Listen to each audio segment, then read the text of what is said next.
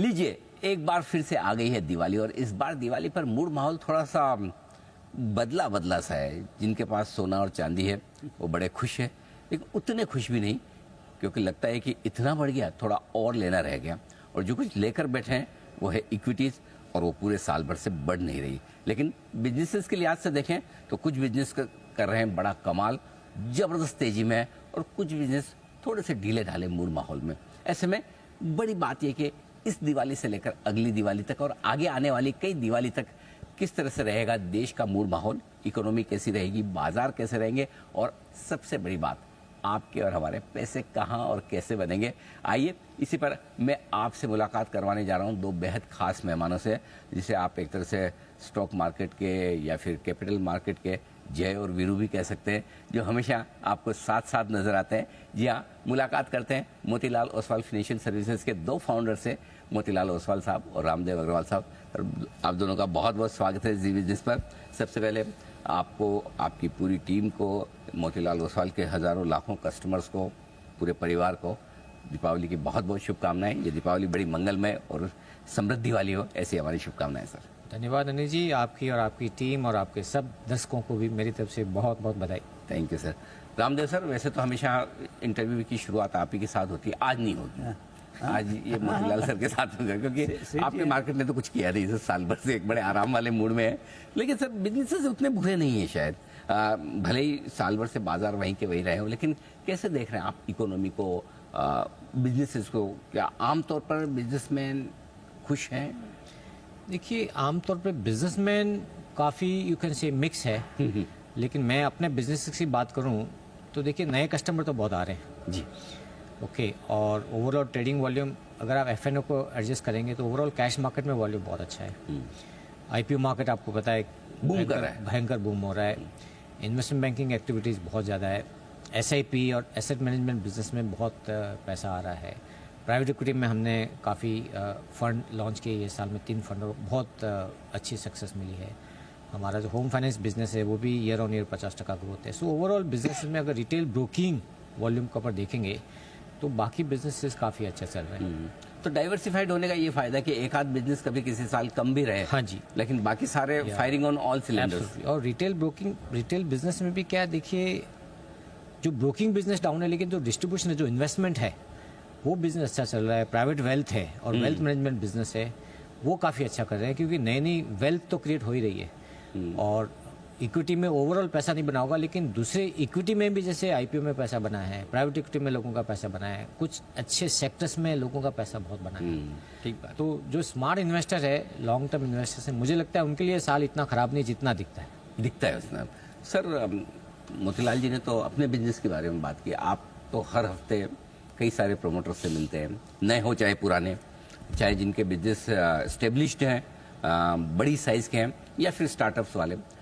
आपको क्या सेंस मिल रहा है? क्या वाकई में कुछ भारत का अंडर करंट बहुत स्ट्रॉन्ग है, बहुत मजबूत है बिजनेस को लेकर?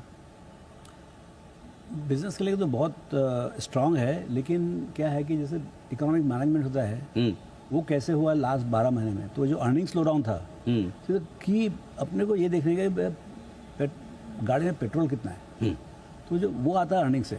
अब वो अर्निंग्स जो है वो स्लो डाउन हो गया, इलेक्शन के चलते पूरा इकोनॉमिक स्लो डाउन किया कि भाई इन्फ्लेशन कंट्रोल में आ जाए, तो क्रेडिट फ्लो आपने ख़त्म कर दिया, 18% से 9-10% कर दिए, तो एकदम से आप करोगे तो बैंक भी सूखे हो गए, and there lot of defaults and also.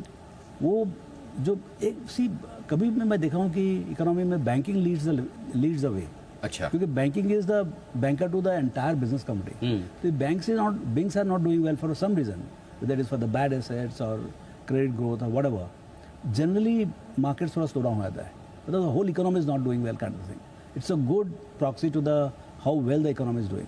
तो मुझे ऐसा लग रहा है कि पूरा 12 महीने तो मतलब जो टाइटनिंग था उसको ईजिंग के अब जो ईजिंग के जो एक सिग्नल मिल रहा है कि भाई आरबीआई से, सेबी से पूरा जो सिग्नल मिल रहा है, उसका इफेक्ट आपको अगले 4-6 महीने में, और may be starting from December you will start seeing. So मुझे लगता है जो अर्निंग्स ग्रोथ लास्ट 10-12 महीने में बहुत धीमे होगा, 6-7%, 8% हो गया, तो उसमें बाजार चलने का, बाजार भी मेरे ख्याल 2-3% ऊपर है, इतना नीचे नहीं भी नहीं है। तो वही it is tracking the earnings, तो अर्निंग्स में जो एक्सपेक्टेशन होता है कि भाई 12-15% अर्निंग्स हो, तब जाके ये 22-23 का पी मल्टीपल मेंटेन हो। तो वो जो माहौल है लास्ट ईयर का मेरे ख्याल से पूरा कंसल्टेशन था, cut in GST, cut in tax rate, credit flow, liquidity, सब तरीके से मुझे लग रहा है सरकार चाहती है कि भाई अब इकोनॉमी का गाड़ी आगे बढ़े, कंजम्पशन बूस्ट मिले। सो मुझे लगता है उसका इफेक्ट आएगा, लेकिन इफेक्ट आने में भी एटलीस्ट 2 क्वार्टर तो लगेगा फुल फ्लो आने में। हाँ, मतलब ये फाइनेंशियल ईयर तो थोड़ा टाइम पास ही करना है, वित्त वर्ष 2026-27 जो होगा, मुझे लगता है दिसंबर तक काफी आपको ये मिलेगा, सिग्नल मिलेगा, क्योंकि देखिए जीएसटी कट अभी हुआ है, तो 2 तारीख से 22 तारीख तक तो कंफ्यूजन में निकल गया पूरा, उसके कारण सितंबर तो पूरा सेकंड क्वार्टर तो खराब हो गया। अब जो अक्टूबर से चालू हुआ है, तो मेरी जो बातचीत हो रही है उससे लग रहा है कि traction is very good. October started out very well. Vehicle demand, ये तो आपको 1 नवंबर को आपको सबको व्हीकल का पता चल जाएगा, how well the automotive is doing, how well the generally companies are doing. तो मुझे लगता है दिसंबर तक वेट करना चाहिए कि भाई कितना इम्पैक्ट है इसका, क्योंकि इतना बड़ा चेंज पहली बार हुआ है सब तरफ से जी, चाहे क्रेडिट हो, चाहे फिस्कल हो, चाहे मॉनेटरी हो, टैक्सेशन हो, हर तरीके से सरकार ने किया है। और उसका पूरा इफेक्ट अक्टूबर, नवंबर, दिसंबर क्वार्टर में आएगा। तो तब तक वेट करना चाहिए, क्योंकि कई बार हमारा भी, हम थोड़ा तेज़ी वाले हैं तो हमको थोड़ा ज़्यादा ही ऑप्टिमिस्टिक लगता है हर चीज़। तो everybody is not that optimistic as much as I am. तो वो चीज़ अपने देखना पड़ेगा दिसंबर क्वार्टर के रिजल्ट में कि भाई कैसा मूड बन रहा है, उसके पहले बाजार चल जाएगा। देखिए दिसंबर तक यदि मान लो मेरा व्हीकल सेल्स 20%, 30% ऊपर है, तो थोड़े ना बाजार वेट करेगा दिसंबर का। सो मेरे को लगता है it will be very interesting quarter. ठीक बात सर। देश का शायद ही कोई ऐसा पिन कोड होगा या कोई ऐसा जिला होगा जहां पर आपके कस्टमर्स ना हो। देश भर में, पूरी दुनिया भर में आप फैले हुए हैं। क्या सेंस मिला है, क्योंकि अभी तक तो रिटेल इन्वेस्टर्स का कॉन्फिडेंस बना हुआ है मार्केट में, पैसे भी म्यूचुअल फंड्स के थ्रू भी और डायरेक्टली इनडायरेक्टली दोनों तरह से अच्छा आ रहे हैं। आपको क्या सेंस मिल रहा है, कमिटेड है लोकल इन्वेस्टर्स और बने रहेंगे, डटे रहेंगे? नहीं, देखिए इंटरेस्ट बहुत है। आप डेली वॉल्यूम भी देखिए ना, ऐसा एफएनओ को आप एडजस्ट करके डेली वॉल्यूम भयंकर है। नंबर ऑफ क्लाइंट्स आप देखिए हर महीने कितने ऐड हो रहे हैं। सो मोमेंटम बना हुआ आपका। एसआईपी का आप फ्लो देख लीजिए। सो लोगों को देखिए, शेयर बाजार में सबको पता है कि भाई एटलीस्ट 5 साल में 1 या 2 साल बहुत अच्छे रहेंगे, 1 साल एवरेज रहेगा, 1 साल खराब रहेगा। तो एटलीस्ट मुझे नहीं लगता है कि ऐसा कोई माहौल ख़राब है। बिकॉज यहाँ नहीं तो देखिए आईपीओ के थ्रू पार्टिसिपेट कर रहे हैं लोग, म्यूचुअल फंड के थ्रू पार्टिसिपेट कर रहे हैं, कुछ ना कुछ सेक्टर्स में जैसे बहुत अच्छा अट्रैक्शन हो रहा है। नई नई एसेट क्लासेस, नए नए प्रोडक्ट्स भी बहुत आ रहे हैं। जैसे हमारे इन्वेस्टर गोल्ड और सिल्वर में भी इन्वेस्ट कर रहे हैं, तो उनका भी वहाँ पैसा बन रहा है। रियल एस्टेट में भी लोगों ने कुछ इन्वेस्ट किया है। तो asset classes, across asset classes, overall portfolio में पैसा इतना नहीं बना। ऑफकोर्स इक्विटी सबसे बड़ा एसेट क्लास है, बट लेकिन ओवरऑल ठीक है, बिलो एवरेज साल था, लेकिन एक्साइटमेंट तो लोगों को है कि भाई ये। और बाजार में एक देखा हूँ मैंने, जिस साल बहुत बड़ा रिटर्न आता है नेक्स्ट ईयर थोड़ा कम हो जाता है, और जिस साल खराब रिजल्ट आपका रिटर्न आता है नेक्स्ट ईयर 1-2 साल अच्छे रहते हैं। तो होप पे तो पूरी दुनिया जिंदा है। तो इस हिसाब से तो अगली दिवाली और उसके आधे वाली दिवाली बेहतर ही होने वाली है। ऐसा लगता है हमको। लास्ट ईयर भी यही लग रहा था कि अगला साल अच्छा ही रहेगा, लेकिन देखिए बहुत मुश्किल है प्रेडिक्ट करना हर साल में क्या होगा। बट मुद्दे की बात है आई थिंक कॉर्पोरेट अर्निंग्स की, और मुझे लगता है कि नेक्स्ट क्वार्टर में एक दिवाली वगैरह की आपके जो पूरे फेस्टिवल सीजन का डिमांड भयंकर आएगा। टैक्स रेट, आपका जीएसटी रेट कट, आपका इंटरेस्ट रेट कट, ये दोनों बहुत बड़े मूव हैं मुझे लगता है। और अगर ये यूएस और ट्रेड टैरिफ का इश्यू काफ़ी रिजॉल्व अभी दिख रहा है, अब ट्रम्प साहब भी थोड़े ठंडे पड़ रहे हैं, स्टेटमेंट से लग रहा है बिल्कुल, और कोशिश काफ़ी ग्राउंड लेवल पे हो रही है। तो अगर हो गया ना, तो मुझे लगता है एक बार अच्छा एटलीस्ट बूस्ट मिल जाए। तो सर ये दिवाली पैसा लगाने का एकदम सही समय है, भले ही चले पिछले 1 साल में ना बनाओ, लेकिन अगले साल 2-3 साल में तो बनना ही है। देखिए आप यदि 1 साल के लिए आ रहे हो कि इस दिवाली से अगले दिवाली तक ही पैसे कमाना है, तो शायद पता नहीं, मुझे नहीं मालूम कैसे करना पड़ेगा। तो थोड़ा स्पेकुलेटिव आता है, मानो कि भाई अपन बोल रहे हैं ऐसे कैसे हो जाएगा। लेकिन क्या ये इन्वेस्टिंग है, आप तब तक बैठ रहे हो जब तक पैसा नहीं आता है। मेरे को इतना मालूम पैसा जरूर आएगा। इस साल नहीं आएगा, मतलब इस साल मतलब अगला दिवाली तक भी नहीं आता है, तो समझो आपको क्यूमुलेटिव, मतलब वो क्यूमुलेट हो रहा है जो ब्लास्ट होना है वो। तो यदि इस साल अगले साल में नहीं आया तो और जोर से आएगा। मतलब वो 15% का जो कंपाउंडिंग है ना, वो आपका मतलब मिलेगा। पहले बहुत ज़्यादा ले लिया है। जो देखिए आपका जो कोविड के टाइम में हुआ था, गिर के हो गया 8,000 वाला 25,000 है, राइट। सो 3 गुना हो गया 5 साल में। ओके, तो ये तो जाती है, ये 25% है। तो मैं आपको पहले ही बोलता था 15% सुपर का जो है सब चोरी का माल है। तो वही जो है चोरी का माल सेट हो रहा है अभी। अब जो है अभी लास्ट 5 ईयर्स लें इस डेट से, सो इट अबाउट 110-112% अप। मतलब जस्ट अबाउट बराबर हो रहा है, 15-16, 16.5% है अभी, 1-1.5% एक्सेस है अभी भी मेरे हिसाब से। अब इतना तो कैलिब्रेट नहीं करता मार्केट, तो मुझे लगता है कि मे भी शायद एक आध महीने में दिसंबर तक वो भाव हो जाए, मतलब डबल हो जाए, मतलब 15% हो जाए, then you are ready for another take off. अब वो टेक ऑफ जो है वो 6 महीने में होगा, 12 महीने में होगा, 24 महीने होगा। यू नीड अनलिमिटेड पेशेंस, संत स्वभाव होना जरूरी है बाजार में। इन्वेस्ट करो और बैठे रहो, वो आएगा, दिन आएगा, और इतना जोर से आता है ना कि आपको 15% देके जाएगा। ठीक बात है, ये भी जरूरी है सर। लेकिन एक डायलॉग है ना अमिताभ बच्चन साहब का कि तुम मुझे वहाँ ढूंढ रहे हो और मैं तुम्हारा यहाँ इंतजार कर रहा हूँ। वो हम तो पैसे इक्विटी मार्केट में ढूंढ रहे थे, सारे सोने चांदी में बन गए थे। बहुत आश्चर्य हो गया अनिल, तो pace at which it is happening, कल भी 4% बढ़ा, मतलब $150 पर डे, मतलब इट्स क्रेज, मतलब something is, I think it is a dedollarisation. समझ ही नहीं आ रहा सर, खुशी बनाए या दुखी हो? नहीं, आपको तो खुशी होना चाहिए, मतलब हमारे यहाँ तो नेट बायर हैं सबके सब, दिन रात सोना खरीदते हैं, 800-900 टन पर महीने बिकता है इंडिया में फ्रेश गोल्ड।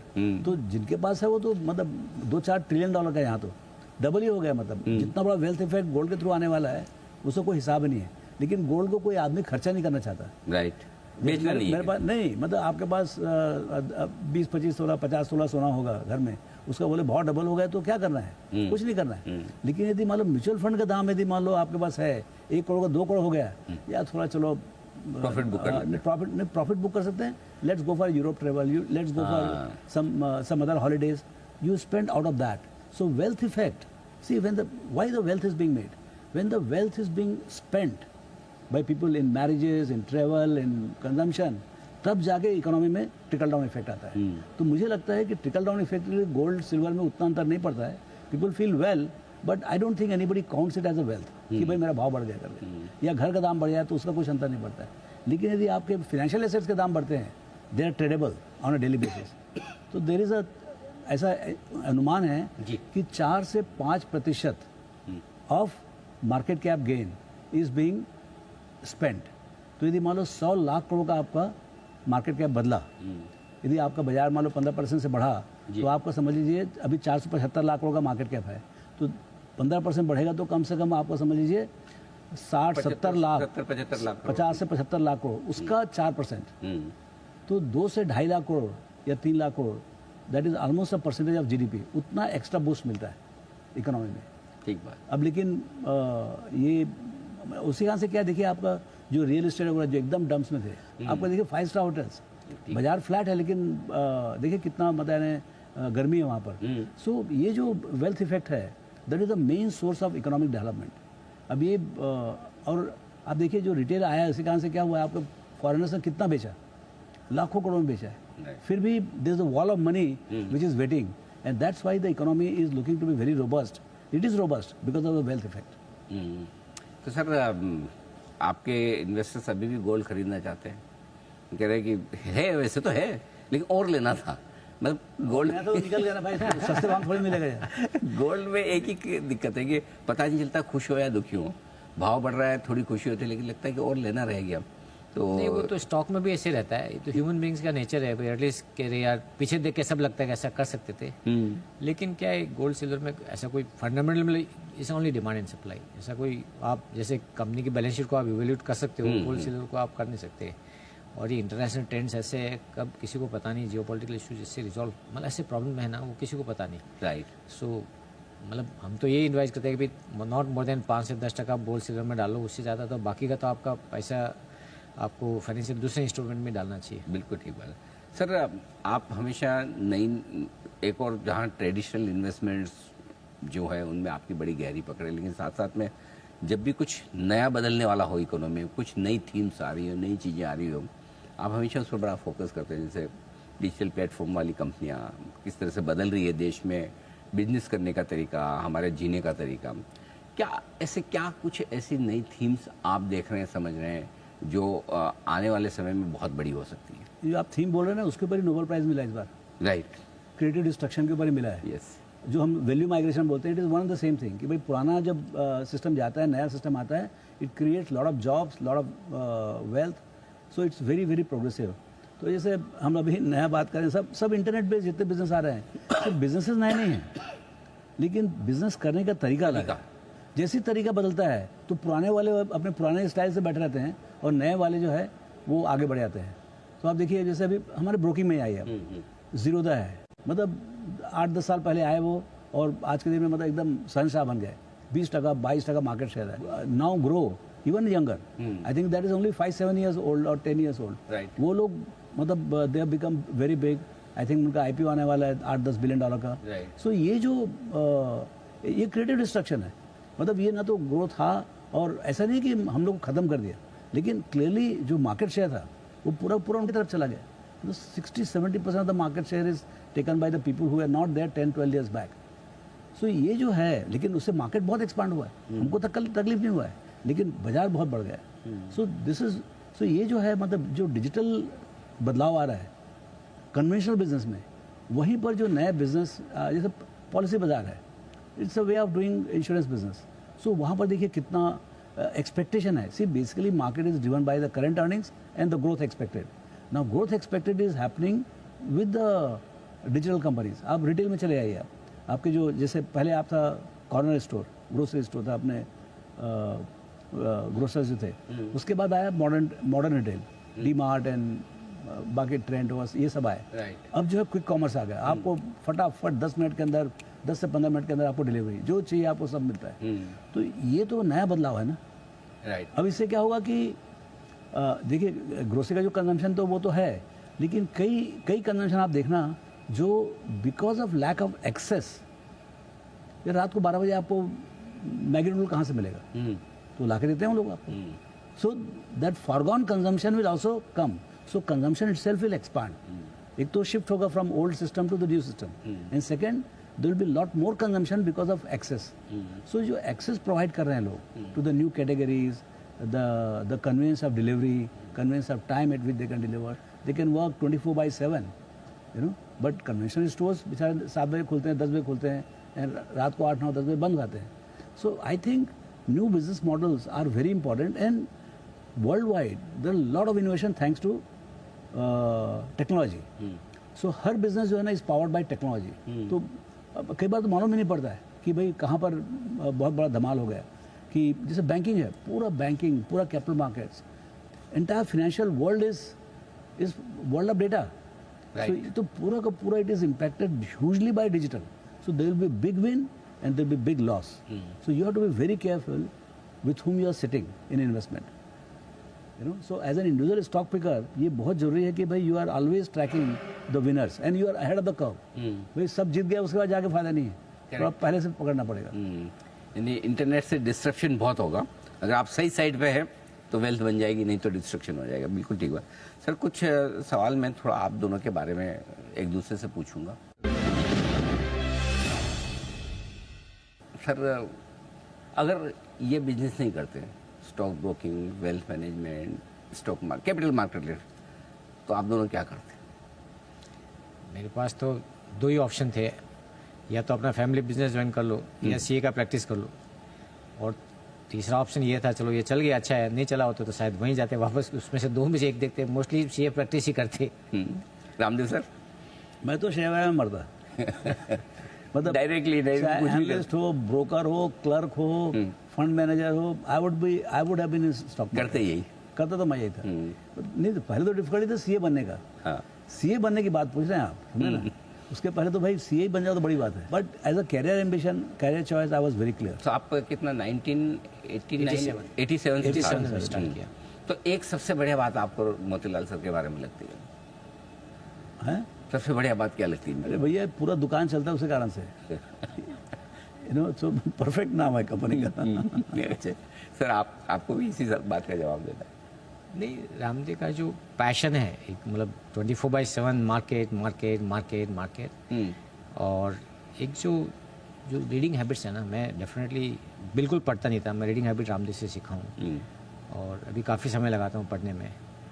तो ये 2 चीज़ें आई थिंक डेफिनेटली मैंने सीखी रामदेव से, कि भाई जो भी करो एकदम पैशन से करो, और दूसरा कीप लर्निंग समथिंग। और एक चीज़ को अगर आप चाहते कि रामदेव सर अपने आप में बदले, बहुत मुश्किल काम है। कोशिश किया मैंने और सुनीता ने, दोनों ने कोशिश किया कि रामदेव थोड़ा पंक्चुअल हो जाओ। लेकिन सर तो पंक्चुअल रामदेव का 11 मतलब 11:10 होता है, मेरा 11 मतलब 9:55 होता है, 10:55 होता है। अच्छा सर, आप क्या बदलवाना चाहेंगे? No is perfect. अच्छा, हाँ he is perfect in the sense that भाई देखो मतलब क्या बोलो मतलब लाइक आई डोंट, मेरे को हर आदमी परफेक्ट दिखता है समझे ना, मोतीलाल जी नहीं, सभी लोग परफेक्ट दिखते हैं मेरे को, हर आदमी अपने अपने स्टाइल से है, अपने कोई मतलब यानी और मुझे कोई परफेक्ट नहीं दिखता है। अच्छा देखिए अच्छा, आप 40 साल पुराने, यहाँ से 40 साल पहले यंग रामदेव अग्रवाल को क्या एडवाइस देंगे? यंग एडवाइस देंगे? हाँ, एक एडवाइस दे दीजिए। जो 1987 में 89-90 में जो रामदेव अग्रवाल थे, उनको एक एडवाइस आपको दे दी। नहीं, एक तो मैंने बताया कि टाइम, एक क्या है देखिए, पंक्चुअलिटी और डिसिप्लिन का अपने मेरे जिम्मे में तो डेफिनेटली बहुत इंपॉर्टेंस है। सो मुझे लगता है कि अगर पंक्चुअल रहते तो शायद कुछ और अच्छा हो जाता। या सर, आपको भी एडवाइस देनी मोतीलाल सर पे? मोतीलाल जी क्या एडवाइस हो गए? कुछ तो अरे क्या समय निकल गया। I enjoyed every moment of it. क्या बात द स्ट्रगल बिटवीन 87 एंड 1990 और 91, रियल कहानी से चालू हुई जब हर्षा मेहता को बुल रन हुआ 91-92। ये 2 साल में जो है ना पूरा कायाकल्प हो गया। अरे कार नहीं, गाड़ी नहीं, घर नहीं, कुछ नहीं, सब कुछ आ गया। And we got establish. मैं बोला अब अपने को भगा नहीं सकता यहाँ से कभी। 5-10 करोड़ रुपए जेब में, पहली बार करोड़ रुपए चेक पे साइन किए, तो वो सब होने के बाद तो क्या है, we had a fantastic journey actually Motilal Oswal में। And you see if you I was seeing, हम कोई कल डेटा रन कर रहे थे 2008 से 2025, 1 trillion to 4 trillion, which are the companies in capital market they have done well. 28 company थी 2008 में लिस्टेड, 28, मतलब ऐसा नंबर ऑफ लिस्टिंग की कंपनी थी। 28 में मोतीलाल ओसवाल भी एक था। Okay, now the all 28 company का 45,000 करोड़ का मार्केट है। नहीं सॉरी, 65,000 करोड़ का मार्केट है, उसमें 58,000 करोड़ खाली मोतीलाल ओसवाल का है। तो 27 कंपनी वहीं रह गए और वेरी मार्जिनली ग्रोन। तो बाकी जितना हुआ कैपिटल मार्केट में वो सब नई कंपनी से हुआ है। So we had fantastic journey in between. अच्छा, चालू कहाँ से किया आप चालू किए जीरो कैपिटल से। Right, zero capital, no introduction also. ऐसा कोई नहीं 150 क्लाइंट भी आया हमारे पास, कुछ भी नहीं था। Leap of faith. इनके बड़े भाई साहब जो अहमदाबाद में, उनका वही एक परमानेंट क्लाइंट थे हमारे, भगवान थे समय ना। तो उनका वो बहुत बड़ा सोर्स था। बाकी जोड़ भाग तो हम कर ही थे दोनों मिलके, but having a client, reliable large client was the मतलब like it's a god status for me. So ये जो स्टार्टिंग था, उसके बाद अब देखिए कुछ ना कुछ तो होता है। So when I recount, look back, there is nothing to regret. God has given much more than what we ever thought will do. बिल्कुल sir, more power to you. I am sure कि आप लोगों को और ज़्यादा लोग inspire होकर देखेंगे और इसी तरह से बढ़िया काम करेंगे। आप अपने लिए, अपनी कंपनी के लिए, करोड़ों आपके जो कस्टमर्स, इन्वेस्टर्स हैं, उनके लिए ढेर सारी वेल्थ बनाएं और इसी तरह से इस वेल्थ को और अच्छे कामों में लगाएं। ये हमारी शुभकामनाएं। इसी के साथ दिवाली की एक बार फिर से आप दोनों को बहुत बहुत शुभकामनाएं। उम्मीद करते हैं सर ये दिवाली आपके लिए और भी ज़्यादा मंगलमय और भी ज़्यादा समृद्धिशाली हुआ। Thank you so much. Diwali की आपको शुभकामनाएं और सब व्यूअर को मेरी तरफ से बहुत ज़्यादा best wishes for sustained wealth creation, not wealth creation only for 1 year but आने वाले कई साल, या एंड कंपाउंडेड वेल्थ क्रिएशन, दोनों हेल्थ एंड वेल्थ, दोनों। Health and wealth. बहुत बहुत धन्यवाद sir, thank you so much. Diwali के इस खास शो में आज के लिए इतना ही। मुझे दीजिए इजाज़त, नमस्कार।